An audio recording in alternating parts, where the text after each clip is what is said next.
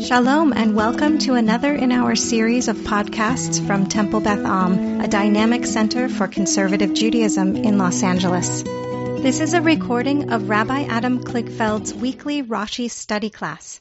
Welcome to everyone. Nice to see you all. Hope everyone's feeling healthy. Hope people are avoiding as much as possible this new stage of the pandemic. I think we're heading into a zone where a lot of people we know at any given moment are dealing with it or are exposed to it. One of the reasons why I'm doing this from my home is that we had an exposure. I'm feeling fine, and everyone in my family's fine, but someone in my family tested positive. We isolated from that person as soon as there were symptoms. That person is out of quarantine already, but in the abundance of caution, I'm not coming back to the office for at least a few days. But that doesn't really impact this class because we're doing this digitally anyway. But it does show us that we're a little farther than we thought we might be from gathering together in person and studying, which I know we're all going to really look forward to as soon as that can happen again. Okay, I have us in the middle of a Rashi on chapter 4 of the book of Exodus, verse 21. Right? So to get into the verse, chapter 4, verse 21. One second, people are still coming in, so I'm just letting them in. And we spent a long time already in this verse and several times already pushed forward to the set of verses that are coming up, these wonderful and inscrutable verses with Moshe and Tzipor Loi back to Egypt. And we'll get to those verses soon enough, but for now, let's hold off kind of anticipating those verses more, and let's just stay inside these verses. So verse 21, Vayomer Adonai al Moshe, this is after the Torah said that he had picked up his stuff and mounted his wife and child on the donkey, and after it says that he had either returned all the way to Egypt or started that return, Torah says, Vayomer Adonai Moshe, God said to Moshe, Belechtecha lashuv Mitzrayma, in your going to return to Egypt, thanks to the person who pointed out again the either idiomatic or not idiomatic notion of combining the verb to go and the word to return, Mitzrayma, to Egypt. Re'eh, see, kol hamoftim asher samti v'yadecha, all of the wonders that I have placed in your hand, va'asitam lifnei Pharaoh, you should do all of those magic tricks, as it were, in front of Pharaoh. I will stiffen, strengthen. We spent a long time with that. His heart, the first time we're hitting that notion that we're going to hit up many times in the next few chapters, and all the problems that that language invites as we think about free will and punishment for violating norms. I'll put an interesting parentheses in there in a second. V'lo yishalach ha'am. And Pharaoh will not agree to send the people. We dealt with the first Rashi on Belechtecha lashuv Mitzrayma, where he seems to be saying, lest you think that God is giving Moshe another set of tasks here or instructions. He's simply saying to him, Dasha Almanat, know that because of this, in order to do this, Telech, the reason why you are going back is for this reason, Shetehei Gibor, that you be heroic, B'shlichuti, in representing me as my shaliach, La'asot kol movtai lifnei Pharaoh, to do all of my great wonders in front of Pharaoh, V'lo tira mimenu, and you shall not be afraid of him. That's how far we got, and there's the next Rashi on that verse. Barry, I see your hand. Just a bit redundant, going back to these, Beleftecha lashuv, this is Moshe is returning. We had this discussion and question whether his wife and child were coming also. I think just want to restate that. Yeah, good. So both in the previous verse where they're on the donkey, but it's a singular verb, Vayashov Artsa Mitzrayim, that he returns to Egypt. Again, here in this verse, God is certainly addressing Moshe in the second person singular, in your return to Egypt, not your plural return to Egypt. Correct. Okay. So let's pick up at the second Rashi, Asher Samti V'yadecha. Let's see. Joanna, do you want to read Asher Samti, the Rashi on Asher Samti V'yadecha? Sure.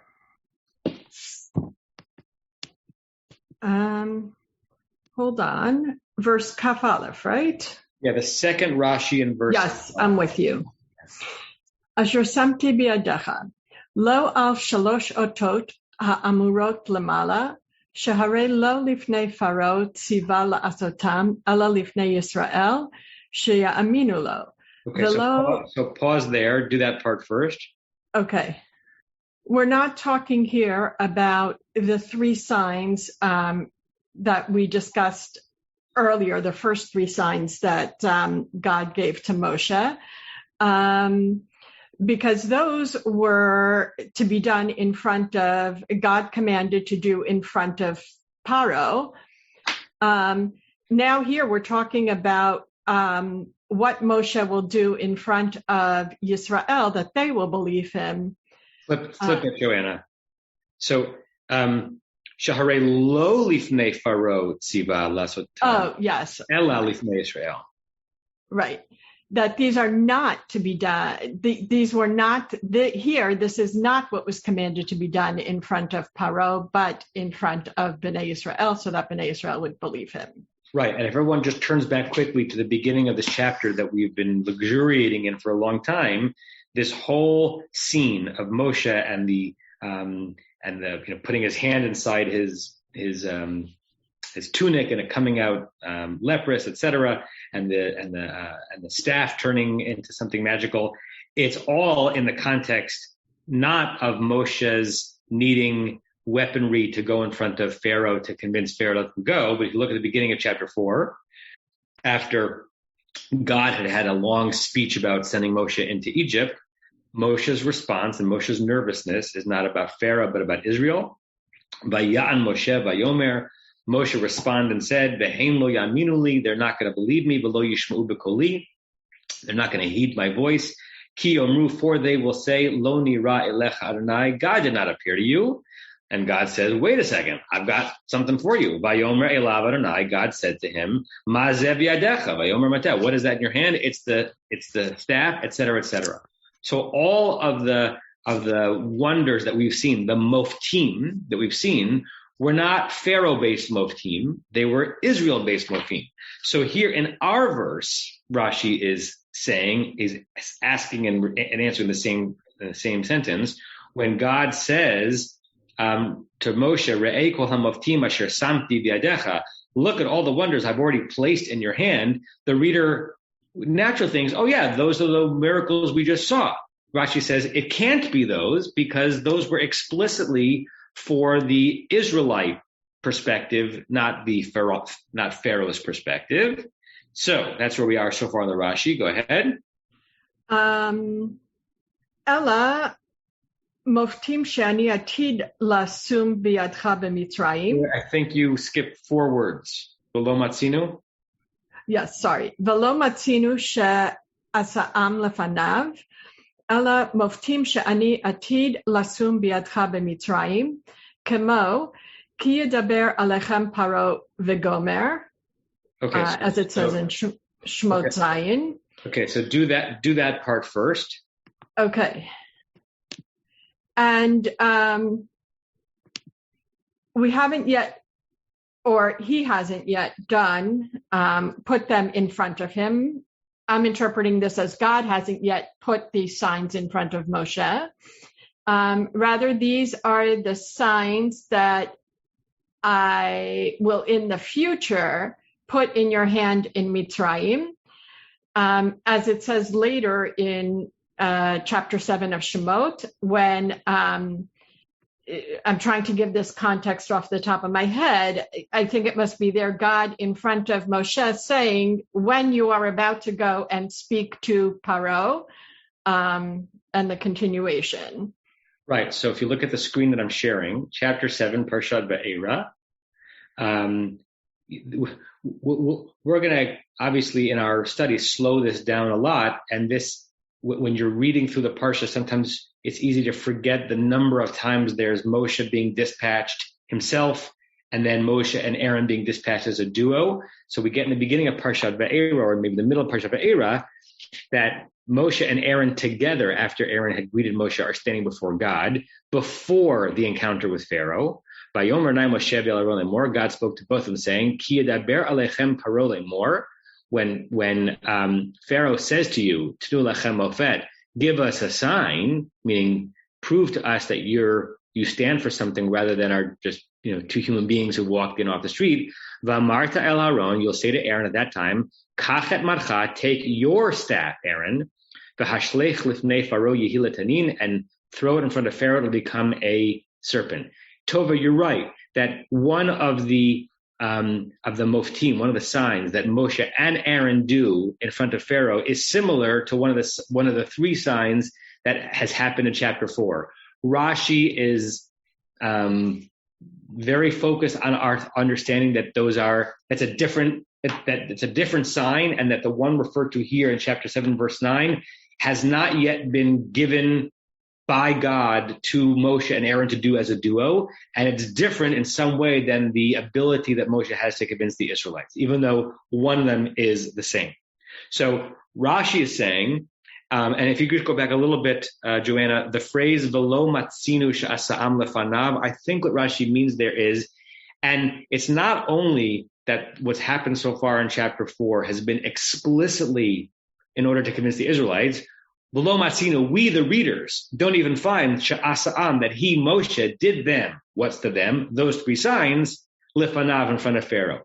Meaning, it may be that one of them finds its way into expression with Moshe and Aaron, but you never have Moses standing in front of Pharaoh doing the trio of signs that are described in chapter 4, which is why Rashi is at pains to say that Asher Samti Biadecha, these signs that I have placed in front of you, are not the ones that we've just described, even though those are the natural antecedents. Now, one second, Barry, that begs the question that Rashi is about to put words to. So keep going, Joanna, and then we'll deal with the whole comment altogether. But let's just get through it. But just to comment quickly on what you said in your explanation of the lo mitzinu, it's fascinating because so many times in Torah, right, people are given instructions and then we don't get like one line, and so did Noah. We get in excruciating detail, like almost a repeat of those instructions as they're actually followed and carried out. So it seems almost like so glaringly missing here that we don't find that pattern here where instructions were given by God and we hear in excruciating detail how they were carried out. If I'm following your point correctly, you're saying like just as like Vayakel and Pekude are like lots of detail description of what was commanded in Teruma and Tetzaveh actually being carried out, like Vayaskein, and we don't have that here. Right. I think Rashi is making a somewhat different point. He's not saying that we're not told that Moshe did what he was asked to do. I think Rashi's saying, and we can disagree with Rashi, that Moshe was never told by God in chapter 4, do these in front of Pharaoh.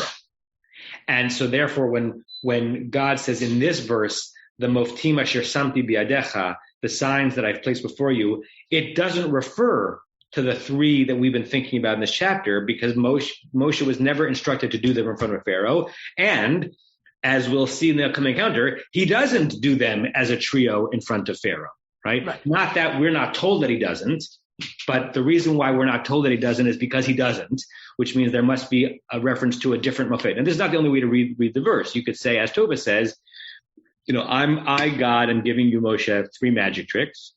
Right. And when you get in front of Pharaoh, you'll figure out which is the one you should do that's most effective. And behold, one of them is the one that I've already taught you how to do.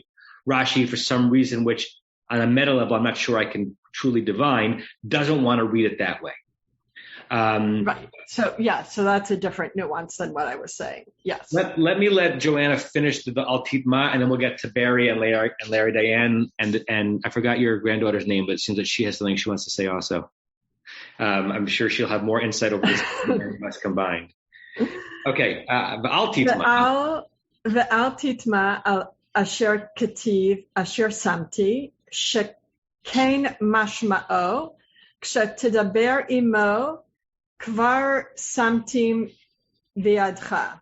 And as Joanna is translating, everyone should think about everything they know about tenses in grammar and perfect tense and pluperfect tense. There's no way to make sense of what Rashi is saying here if we can't think about the different layers of even past tense verbs. Okay. So helpful that you just made that comment because I was confused, but now I think I'm not. Okay, so don't be surprised that it says Asher Samti, and based on your comment, if I'm understanding correctly, that it says Asher Samti past tense, as if this already happened, because this is what it means. Kshetdaber imo, when Moses will speak with Pharaoh, so jump ahead and think about chapter 7 for a moment. In that moment, at the moment when this will be happening, it will have happened in the past already. Perfect, right? And in fact, if I go back to my 7th grade Latin, I think that's the super perfect, not the pluperfect, right? Something, when I say, I will have done this, I'm anticipating a moment in the future where something by then will have been in the past tense, but it's not yet in the past tense. Right? I think that's super perfect, but I might be getting that word wrong. It's been a long time since I studied that idea. And the reason why Rashi has to say this is that he's now gone to great lengths to say whatever moftim are being future perfect. Thank you. Whatever moftim are being referred to in this verse, they're not the ones that we have been exposed to. And therefore, you, reader, can say, it shouldn't be God saying, Asher Samti, that I've placed in your hands, but Asher Asim, that I will place in your hands. No, but it means by the time you're in that moment where you are about to stand in front of Pharaoh, I will have given you more tricks to do by then. And therefore, from that perspective, exactly as you said, Joanna, by chapter 7, there will be a relative samti. By then, I will already have. Good. I saw some hands, so let's see what's hanging out in the amongst the class members. Let's start with you, Barry. It's been said. In the text, there's no mention of a staff. God's talking to Moshe on his way back. Re'eh kol hamoftim. Don't look at the staff. Look at the signs in your hand. So reading it literally, don't look at the staff in your hand. Look at the signs, so that's what Rashi's trying to figure out: is if it's not the staff, what's in his hand. Yeah, it's evocative of the parsha of Revelation, where it's Vayaret hakolot. They saw the sounds, right? And I remember, I think I've shared this with you before, that when you grew up in Connecticut, that wasn't a weird thing because on the shore of southern Connecticut is a Long Island Sound, so we saw the sound all the time. But for human frailty, we've already seen the staff doing things, so our mind is seeing the staff, but it's not in his hand now, not in this phrase. It isn't. We didn't linger on that when we read the verse last week. This notion of God asking him not to look at the instrument by which the signs are being done, but to look at the signs. It's hard to look at a sign that hasn't been done yet. Maybe we have to read that Ray as consider, right? But you're right. It's hard to look at a conceptual wonder, right? You can look at a thing through which the wonder is going to emerge, but it's hard to look at the concept of a wonder or a miracle. Good. Rick, and then Tova, and Larry, Diane, if your hand went down okay. Rick. Hi. Can you hear me? Can, yes. Okay. So the Re'eh here with the Revia on it is the same Re'eh in Re'eh with the same Revia on it. I just wanted to point that out. And there it's about the future. See the blessing and the curse that I'm putting before you way in the future. So I wanted to throw that in there. Oh, you mean Parshat Re'eh? Yes. Yes, got it. Okay. It's the same word with the same trope, and so that connects in my head, and it's a resonance of looking into the future. Yeah, good. Very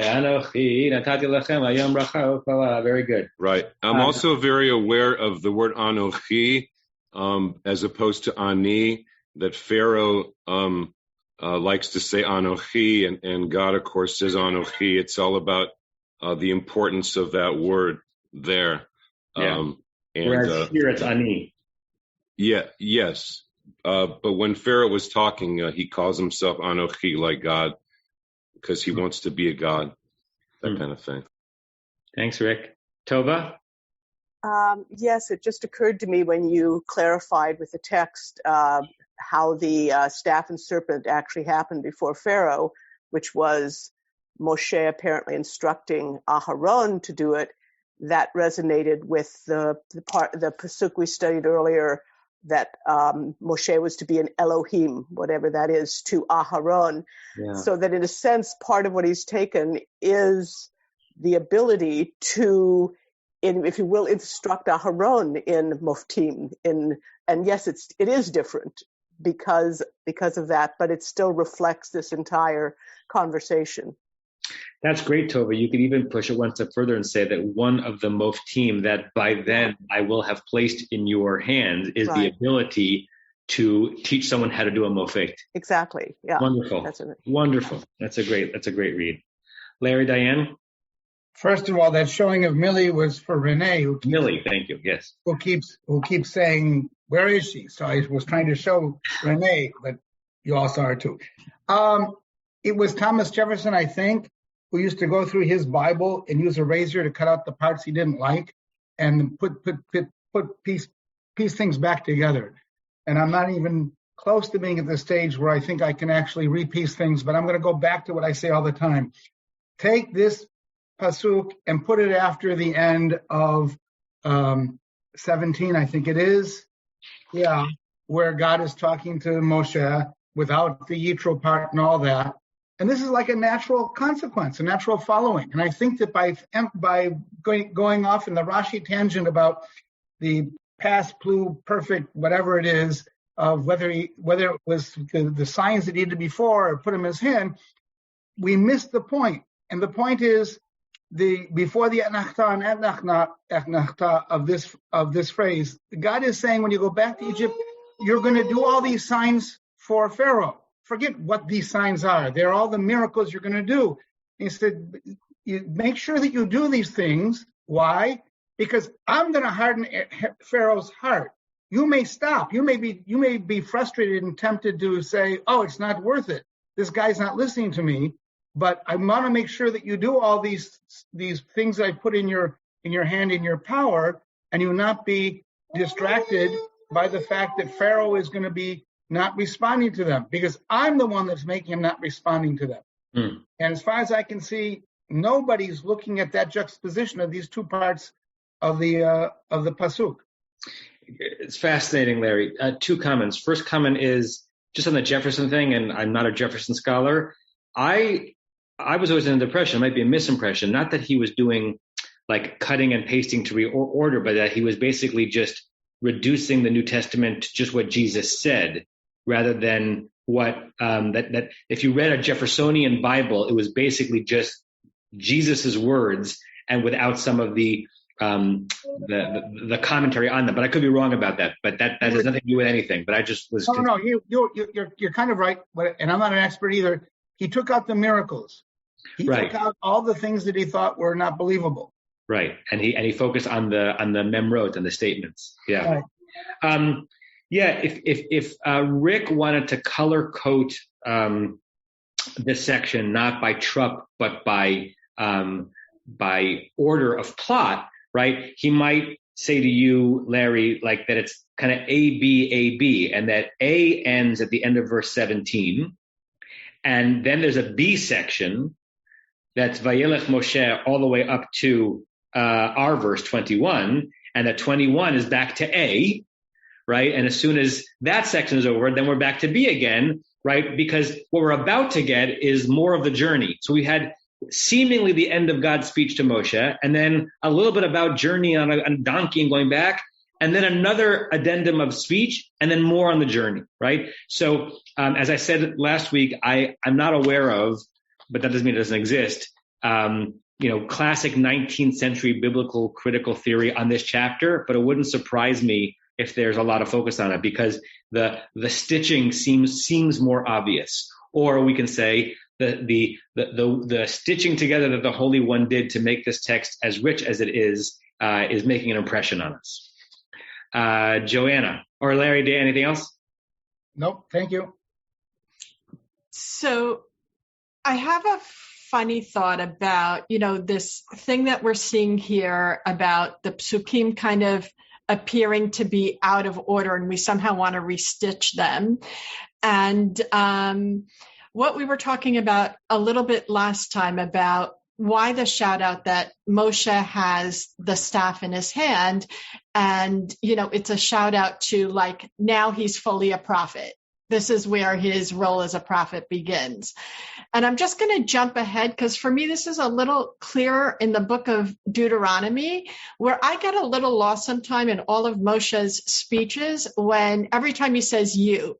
Is that you, the generation that came out of Egypt with him? Is that you, the people that are standing in front of him now? Or sometimes I really feel like that you is Moshe knows he's about to die, and this is his last chance to leave an imprint on the future of the Jewish people. And he's talking to like the reader today. And I'm almost wondering here if some of these verses that we're reading now, are they really meant to be a record of the plot, or they're meant to say something to us, the modern reader? So it's not about being out of sequence, but in the way that staff was a call out to, be aware now, Moshe is a real prophet. And almost Rashi's comment itself feels like it's talking to us, the reader. Don't you, the reader, be confused now by the past tense. If this is another call out, see here, Moses can already see ahead. He's gotten this prophecy from God and he can see ahead, go into the rest of the story knowing here, Moses is a full prophet. He's come into his nevuah.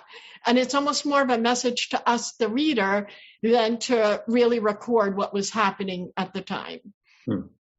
What's really helpful about that comment, Joanna, is that the extent to which we think the Torah has any more meaning than any other ancient tome, unless we are convinced that it came word for word from the heavens, is that we believe that then it was always meant to be a timeless text. And so that even though whoever that they were couldn't anticipate us, they were anticipating the concept of us. And therefore, in almost every verse where character A is speaking to character B, and even though character A is God, that all of them are speaking to us. And that's why Midrash is alive. And that's why you can give a Dvar Torah. And that's why we're still studying this text like a love letter.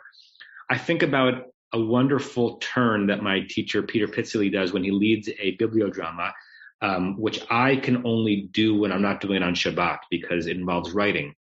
So if you've ever been in a bibliodrama with me, it's, I set the scene and I say, you are Moses. God has just said to you, behold, look at all the signs that I've put in your hands and do them in front of Pharaoh. You're Moses. You're standing there. You've just heard these words. What's going on for you in this moment? And we get Moshe popping up around the room, speaking as Moshe in the first person, right? And consciously, if you ask those people in the moment what they thought they were doing, they would say they're animating a character called Moshe, right? A part two of an interesting bibliodrama, which I can do it on Shabbat, is after a half an hour long bibliodrama, I give people a piece of paper or the computer and I say, think of something that you said in character in this bibliodrama, or if you were never placed in character, that you are imagining in your head because everyone is thinking about something, and write a paragraph. Or two paragraphs in the voice of one of the characters that spoke in the bibliodrama, whether it was you or someone else. So that, and I have them read it out, and I say, okay, now look at what you wrote as Moses or as God or as Aaron, as Pharaoh, and write in what way that's a reflection on something that is true for you, the person, right? Because anytime we are acting something out. And I would suggest that this is probably true for actors themselves, which is why why acting can sometimes lead to a certain mania and wonder who you are, right? Because when you maybe lose the thread in good acting from who is the actor and who is the part being acted. A reverse process is happening in one of these bibliodramas or in a psychodrama, where as you are articulating something as Moses, you're actually also dipping into something deep that is true about you or true to you. The ancients couldn't have anticipated this exact process, but I do like the only reason I spend so much of my life focused on these words is because I believe without proof that there was something about the coming together of this text, whatever its source is, that was meant to be informing and shining light on our lives and relationships and understandings of the world even to today. So it's hard to pinpoint exactly where it is, but you could say on a meta level, all these verses are speaking to Moses and to Joanna and to Larry and to Rick and to Tova and to me. And if it's not the case, or if we didn't live as if it were the case, then we should read, Shemot one year and then Homer another year and some ancient text another year, and they're all equally interesting in terms of shining light on our circumstances. And one could make the argument that maybe that's actually worth doing. In a religious context, we focus on this particular text. So really, in a shivim panim leTorah kind of way, it's also fascinating how, we never tire of coming back to the text because, we always find new things. And I think in part that's because we're shaped by the experiences and who we've become from the last time we looked at it until today. So it would be like almost fascinating to do like a bibliodrama exercise on the same text spread out over time and see how that changes. I tell every bar mitzvah kid that if they were right, that what day of the week they start writing their drash on a level that they're not aware of will impact what they end up saying, right? Like it's a constantly shift, because we're constantly shifting. Our interpretation of anything is constantly shifting. If I started to teach this class today at 9 instead of 8:30, the whole class would be different. And that's an obvious thing to say, but sometimes it's worth mentioning, right?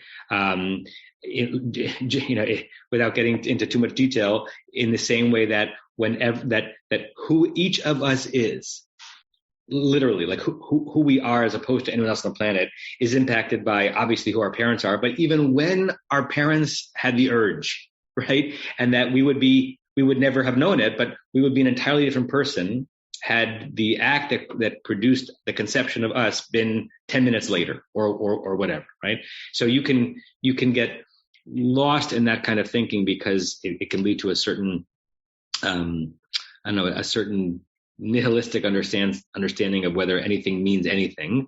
But yes, our reading of text is impacted in real time by not only by who we are in all of our collective experience up until now, but who we are in this moment compared to half an hour ago and a half an hour from now. 9 o'clock version of the recording of this class.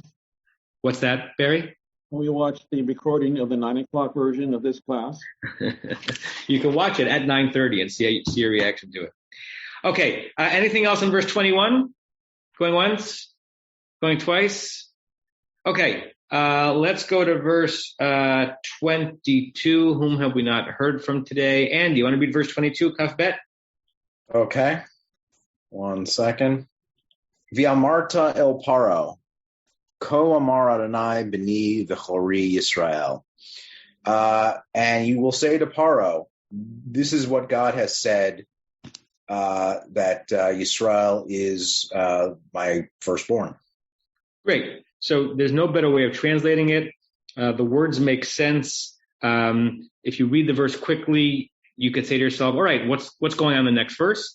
A quick look at Rashi without looking at the content of Rashi shows that Rashi has two things in this verse that are making you say, So let me ask all of you, but without looking at Rashi yet, what might be bubbling up in this verse that makes you ask a question? Because the words seem to make sense. You should say to Pharaoh, this is what God has said. My son, or Israel is my son, my firstborn. Joanna. two things come to mind. One, first of all, the word Bechori jumps out and is a recall back to Breshit. Good. And the other is, it's very interesting. I'm not sure if there's really a nuance here, but some translations have Israel is my firstborn son, and others have my firstborn son is Israel. And does the order matter? Right. What's the, it's an intransitive verb because it's the verb to be. So there's not really a subject and an object in the same way, but does it matter if we're saying Israel is this, or my son, my firstborn is Israel? On the first point you said, so Bechor is evocative to so much of Breshit, right? The whole primogeniture quagmire that keeps coming up. I'll give away the story a little bit, and one of the questions that Rashi is going to ask is, what does Bechor mean in this verse? Because like Bechor means firstborn, but does that make sense here? And if it doesn't mean firstborn, what else can it mean? Remember that in Hebrew, the root Bet Chaf Resh can refer to lots of things that are firsts, not only firstborn. Like on Shavuot, we have Chag HaBikurim, same root. There's a dagesh in the kaf, so it's bikur, not bachor, and those are the first fruits. So they're not firstborn in any way that makes sense, but the root has to do with primacy or maybe significance, not just the first to emerge from a womb. Good. So that's a bunch of things we can think about in this verse. Norman or Rachel? The tense is, why would he start off by saying this? It seems like Pharaoh has to have already turned him down before he would say what he's saying. Beautiful. Baruch Shekivanta, right? If you cheat and look at the next verse, which will go eventually, we'll have to slowly, it's going to say, Vatama'en l'shalcho, that you, Pharaoh, have refused to release them. And to which you could say, well, when? If what's being described here is the first encounter with Moshe and Pharaoh, when had Pharaoh refused to let them go? This was his first opportunity.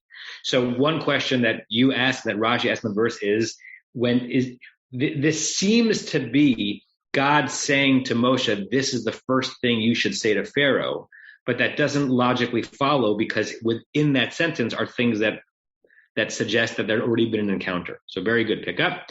Tova? Sorry, this is as much a question as a comment. Is it necessary to have both Beni and Bechori? Isn't the notion of a son and a firstborn son contained within Bechori? And if so, yeah. Why include both? Great, and that could add like substance to the question of what Bechor means, because if Bechor means firstborn, then Beni is redundant. Wonderful. And so then what else could Bechor mean such that the word Beni is not redundant? Great. Wonderful question. Larry, Diane, and Rick? Oh, I'm on the same wavelength. I'm reading the translation of Alter. And he says, and you should say to Pharaoh, thus said the Lord, my son, my firstborn, is Israel. So, and then I'm reminded of the Akedah, Kachna et bincha, et yechidecha, asher ahavta, et Yitzchak. Now, the second one is not true. It's not his only son. And in the same way, Yisrael, in the sense of being Yaakov, is certainly not the Bechor. So there's a parallel there between what God is telling Moses and what God told Abraham, telling him he's identifying either the son or the people with three terms. Yes. One of which is not quite accurate, and that's the way in which Alter reads it. I like that. How does Aryeh Kaplan read that verse? Aryeh Kaplan says, you must say to Pharaoh, this is what God says. Israel is my son, my firstborn. So it's completely different, and it's much more in keeping with most of the other translations. Right, and JPS actually combines them. So the JPS translation and the Eitz Chaim Chumash Then you shall say to Pharaoh, thus says the Lord, Israel is my firstborn son, right? Smushes together the B'ni Bechori. I didn't bring my Everett Fox home with me, so it's still at the office. Renee, do you have Everett Fox in front of you to see how he reads this verse? Yes. Which verse? Read chapter 4, verse 22. Then you are to say to Pharaoh, thus say YHWH, my son, my firstborn is Israel! Exclamation. My son, my firstborn is Israel. So going back to Joanna's comment, like all these translations, or I forgot what I said already, are playing with subject and object a little bit, and they don't mean, it's like there's a difference between saying something has a different meaning versus a different feeling, right? Like the data is the same, but what's being emphasized, maybe you could say, is changed by where you put the Israel and the son in the verse. He also has a footnote. Yeah. To the firstborn, he says the use of this image is a statement of emotional force, not actual primacy of birth or antiquity, as Israel was a comparative latecomer in the ancient Near East. Good. So that comment will be a cousin to what Rashi says in a little bit. Rick? Can I say something? Please. So I was something similar to what Renee just said. I was going to back away from the order of the words and just think about the statement itself is sort of a metaphorical statement, which is odd. Up until now, it's been kind of direct speech aimed at Pharaoh. And now all of a sudden we're talking in some kind of a metaphorical sense about Israel as a son, which is it's odd. Yeah, good. The more you look, the more a verse that seems to make simple sense exposes its oddities. Good. Rick and then Barry. Okay, hi. So it's the same two words in the next sentence, bincha v'chorecha at the end, and neither of them he actually says in front of Pharaoh. As far as I remember, he never says b'ni v'chori.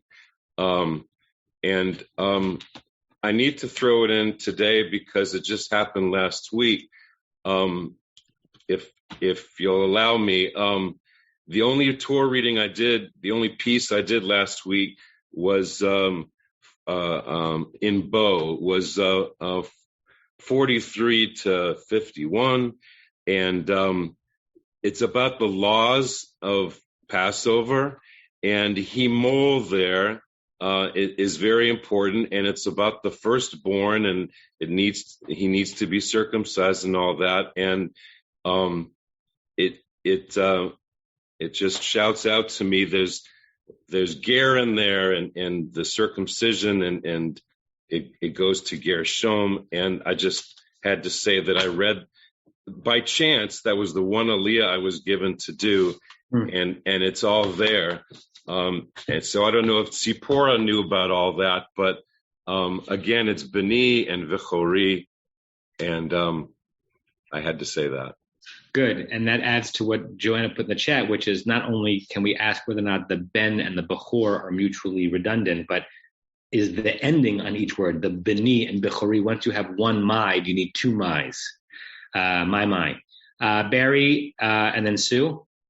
Well, I don't have it in front of me, but I seem to recall God's prophecy to Rivka about the tumbling in her that she's carrying, that the the two boys were racing inside of her. The prophecy from the beginning would be that Yaakov would be the firstborn in God's eyes. Yeah, V'rav Ya'avod Sa'ir. Yeah. So this is basically it's nothing new. There's nothing dramatic here.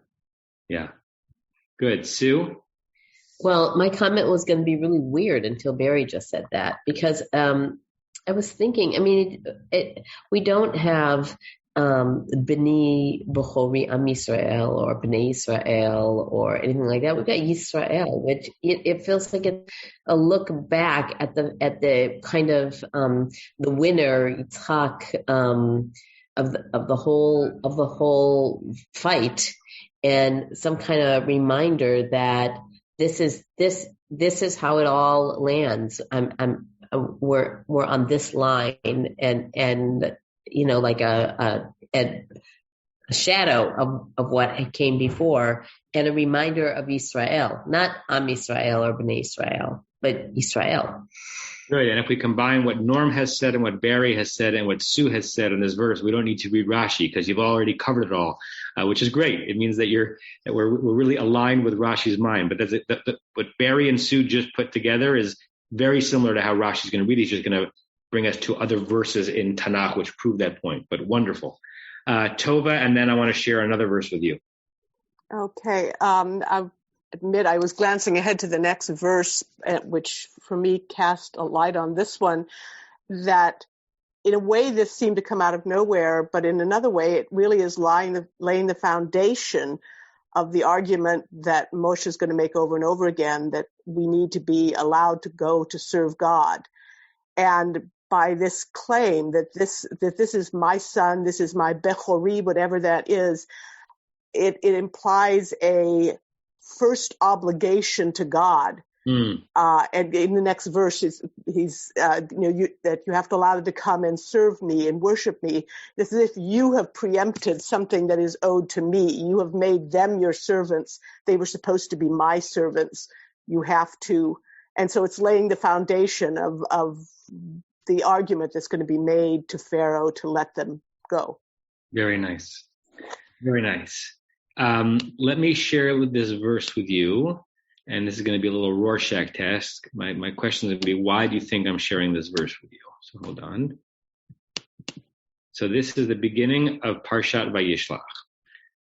So the reunion after Yaakov has been outside the land of Israel for many, many years and making his family with Esav.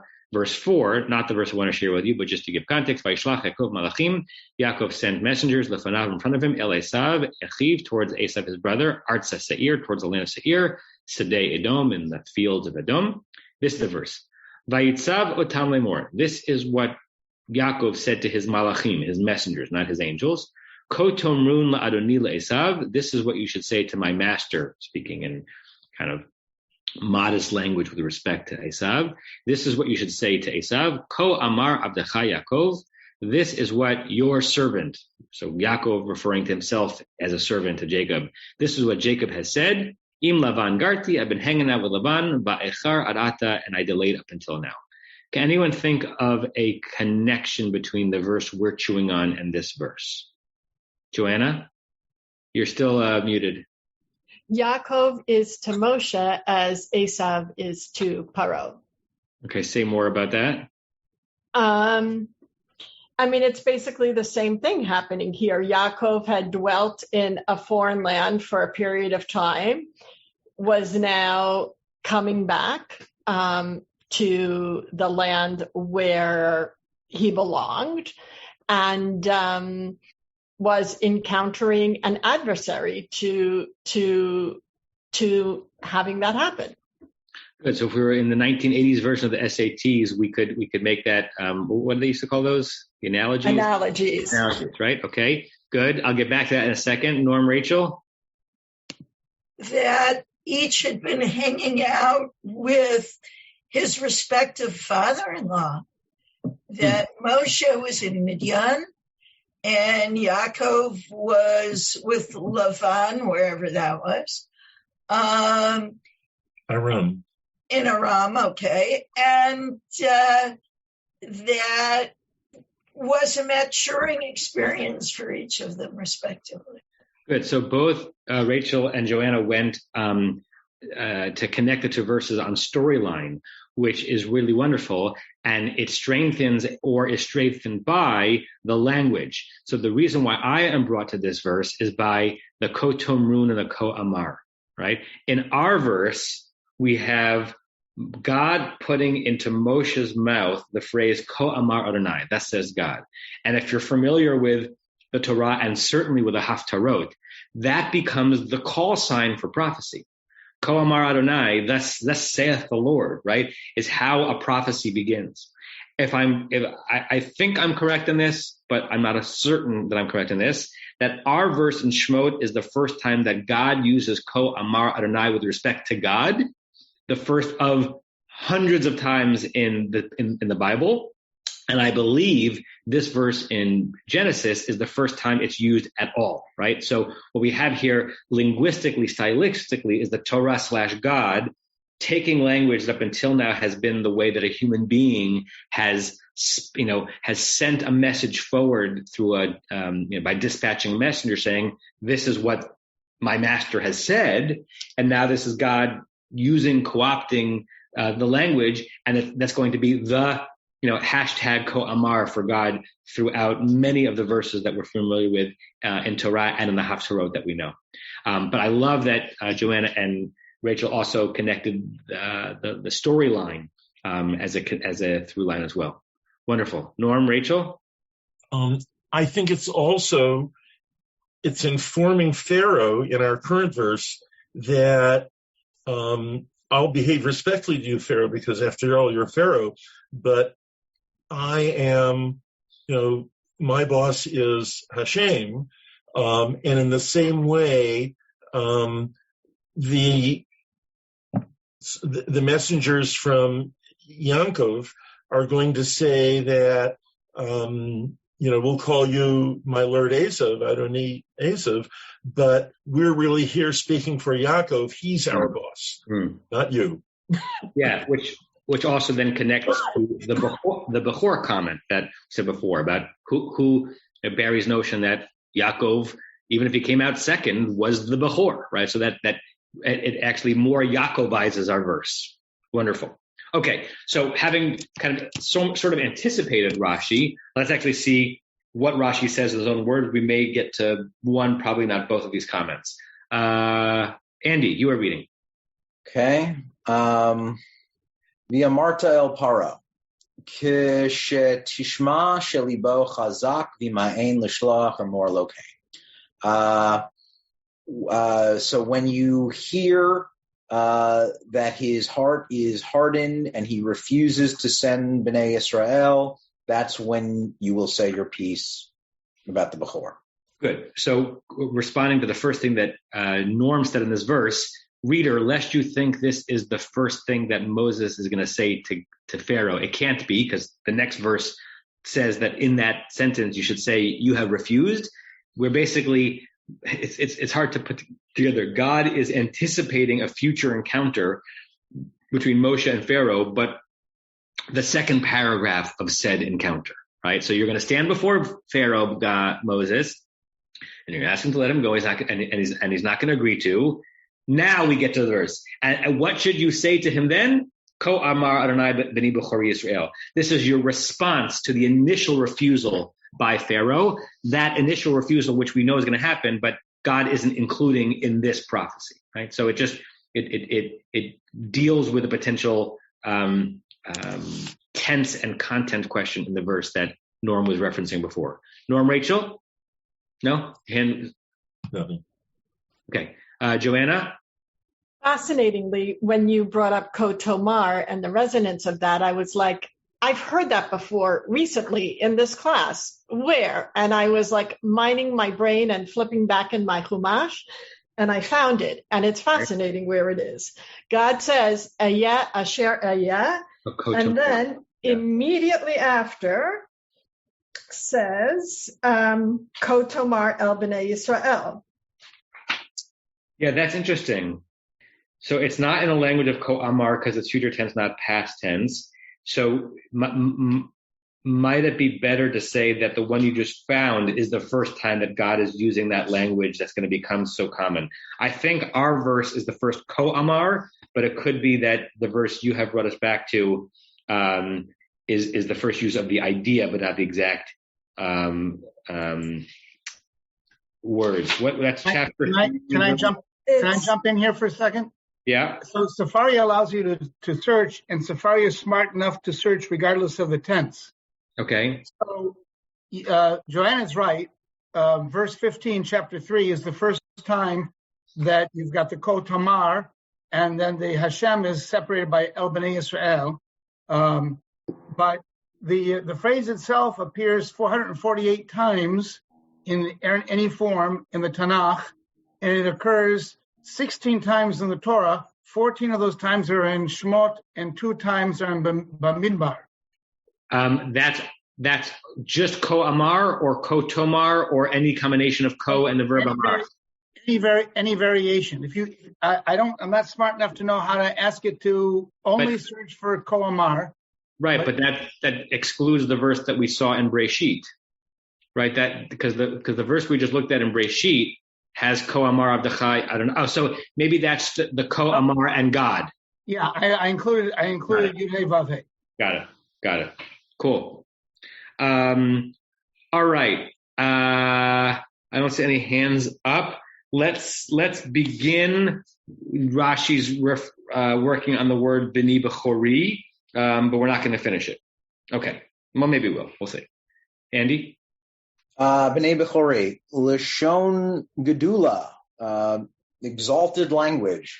As opposed to what? Rashi is coming down on what side of the argument we were having before? This word means gedula as opposed to? The literal versus non-literal. Right. So reader, you who are wondering about whether or not this means bechor, firstborn, I, Rashi, am telling you, yeah, the word bechor can mean firstborn, but it can also mean import. It can mean primacy and significance, not just primacy in order. So this is Rashi in 2 words resolving a question. Bechor here means greatness. Kimo afani bechor et nehu. As it says in Tehillim, I have made you the bechor. Good. So I'm going to show you the verse. And with the sort of the problem of using proof texts that have been translated is that sometimes the translation that we happen to be looking at in the proof text undermines the way the proof text is being used in the verse. So Rashi is clearly bringing this verse from Psalms to show you that bechor can mean something besides firstborn, except that in this particular translation of Psalms and Sefaria, I think it's JPS, I'm not sure, they use the word firstborn. But if you kind of ignore if you ignore the English, I guess I could just take the English out for a second just to make it even easier. Okay. So this is imagining a conversation between King David, who is the where did that go? The purported author of Psalms. Verse 28, Hu yikra'enu avi, he, David, will call me father. He will say, Avi ata, you are my father. Elai v'tsur yeshuati, you are the rock of my deliverance. And I, God, will say back to David, Af ani bechor etnehu, I have placed you in the status of bechor, elyon l'malchei aretz, above all of the kings of the land. Rashi's reading this verse, unlike JPS, to say not that God is saying to David, you're my firstborn, because in what way does it even make sense to say that King David is the first? He's not even the first king. So Rashi's saying, what does bechor mean in this verse? You're the most important. You're number 1 on the list, which is different than the first to emerge chronologically. So bring that into our verse. We have Rashi saying that what Moshe is going to say in God's name in front of Pharaoh is not that the Jewish people are the firstborn of what? What does it even mean? Rather, the Jewish people are the top of my list in this moment. I am focusing on Israel first, Pharaoh. Okay. I know we're past the time. Let's leave it as a cliffhanger, because we'll see Rashi kind of almost disagrees with himself or gives him his own davar acher. It can also mean something else when we meet next week. You have been listening to another in our series of podcasts from Temple Beth Am, a dynamic center for conservative Judaism in Los Angeles. If you enjoy these podcasts, we invite you to write a review on the Apple Podcast site or wherever you get your podcasts. For more information about Temple Beth Am Los Angeles, go to tbala.org.